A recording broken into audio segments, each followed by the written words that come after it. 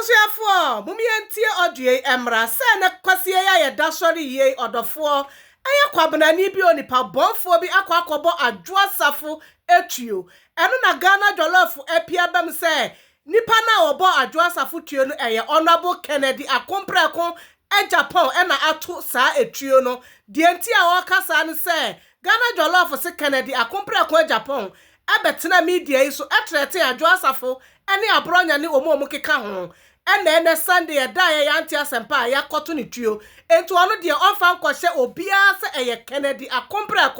Agyapong ena akoto saa etuo no wono ene pese oyi Adwoa Sarfo efiri ho momi enko de enkotie Ghana Joloff mra anwanwa sembeni Kennedy Agyapong ene ne kwasiada anopeya wabo pami akosutu Adwoa Sarfo kenya menkwa gokuno sese obi akra ni baabi abaya no da ne tibium Kennedy dia na wuji wo wiase se obi kra na ye wo wano a wodi kan ese de wodi wanu si Ahmed Suale so edi ni picture kwato ho a obi bol tuo no eku no sara na wodi wanu kosi Adwoa Sarfo de omo ka ho so se wo mo ntwen na obehunu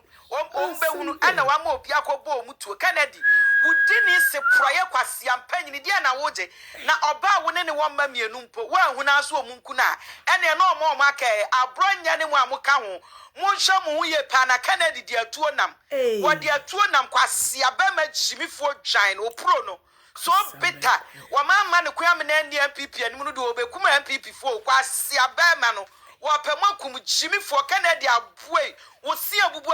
Kennedy ene na Ghana Joloff ene ekotie no eba ya no o se eye atoyere nchem ya ato Adwoa Sarfo kyerese eye Ken Agyapong nsa wom wo se empo no se mutie odue na ni ya mutie Ghana Joloff ne kasa ni ya wo se empo no yewra se enye wumpo ena akwaye saade na wo de behyaw ensan se wo ena obetena media so etretin Adwoa Sarfo enti bibia kyese wo ene de behyaw se wo na akobo etuo no asembe na Ghana Joloff yasi eni nuo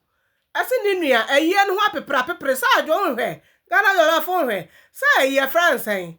ni nua no Adwoa Sarfo na busua panyini me kira kantanka ye ne nana na busua panyini a omu yasuminya fo ombe she date yo Ghana Joloff mi di konkwansa a kire ombe she date say ya papa Apostle Kojo Sarfo na yie no eye busumi mu eye June 25 year mu ene eye yie no yenka bi shem ena Adwoa Sarfo enso eba ye say debi enya sa date no ene eye yie na emum ye ni July wano ni date no kora de July de wa oni mturo date ni show mama why Adwoa Sarfo date no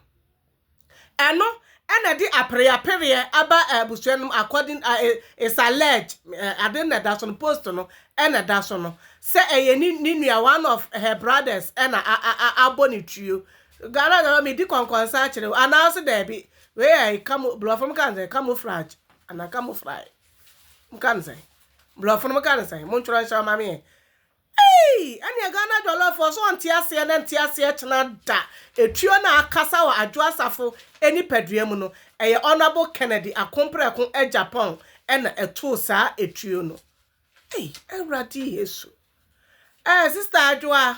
nyame nka ho wate baby adabia nyame ono na yo oyalesafo omra no mesa yare baby Adwoa kohye bia nyame fa ne nsa kan na asem we de fa hene efunu mienu saa ofie de nyame ompengu